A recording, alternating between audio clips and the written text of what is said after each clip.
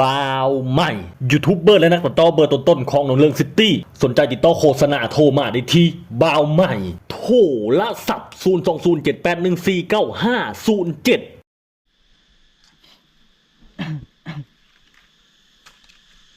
สานไปหลายๆแล้วเขาก็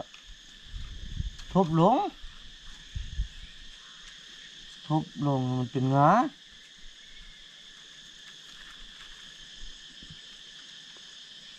ตัวสั้นมันเป็นงาน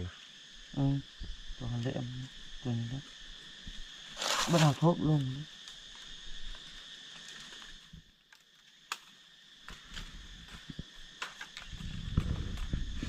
ใส่ด้วน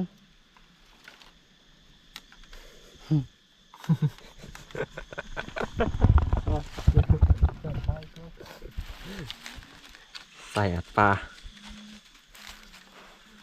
แต่ยังบ่ทันสำเร็จได้เรื่องแล้วนี่นะพอดี15 เซน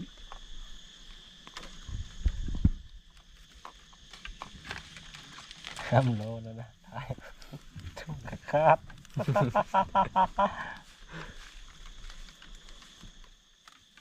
พอดีแล้วจะเฮ็ดต่อนะพอดีเลยจะระบายเอาไว้ประจำอยู่นี่แบบว่าเอาไว้ประจำอยู่นี่นะเอามานะลงมาใส่เอา คือบ่อ่านเขาก็โดนนี่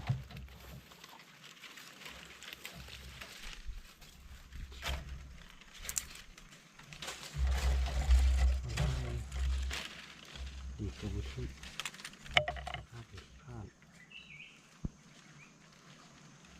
ที่เบ็ดตัวหกนะนี่ตะโคตรนี่ทางสีงามปิยา จะมีตะโขนแล้วนี่นะดูดิอิดครับมันจะปลามาเข้า ไปโตะมันแล้วเข้าไปว่านี่ยังมีโขนนี่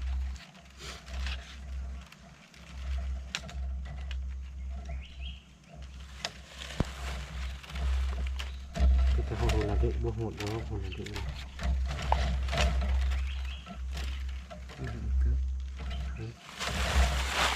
ดูครับ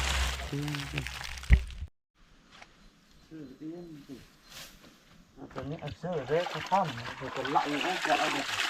มันจะกี่ไข่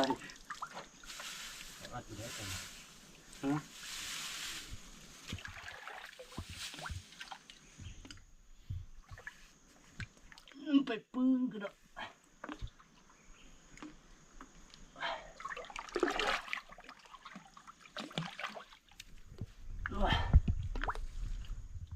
มีแต่ตัวเดียวได้เด่น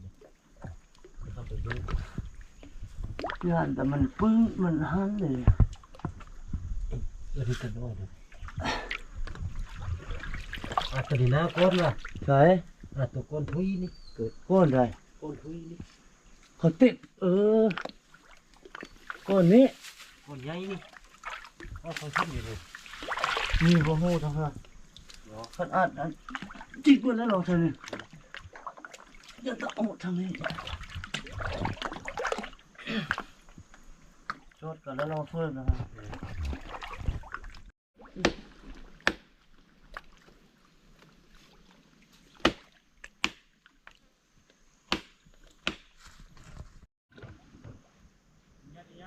ตัวใส่แค่ไรครับท่อกันเลย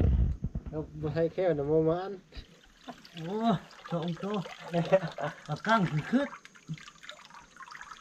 มีปลาดุกเด้อ ตัวใส่แค่ โอ้ปลาดุกนี่เราไปทอดตรงนั้น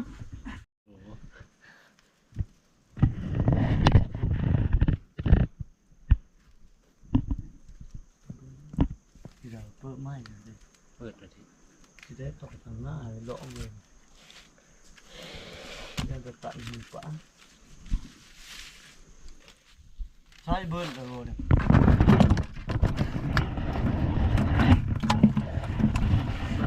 ปลาตำบีด2 ใน 3 โต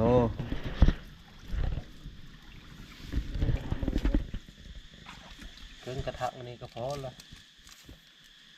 การมันล้างดีเนาะ ไล่ละ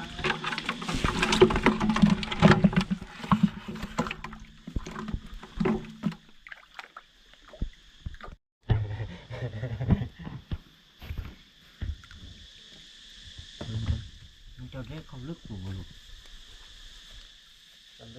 เรียบร้อยอัพ อย่างกระโดด เราเป็นชิปอีกตัวน้อยก็เราดิ คือบ่อนใหญ่อยู่ ซีสองซีโอ้มาดูมาอันนั้นนี่นะ บ่ายจบกับไปเบิ้งเดี๋ยวบ่ายอยู่บ่าย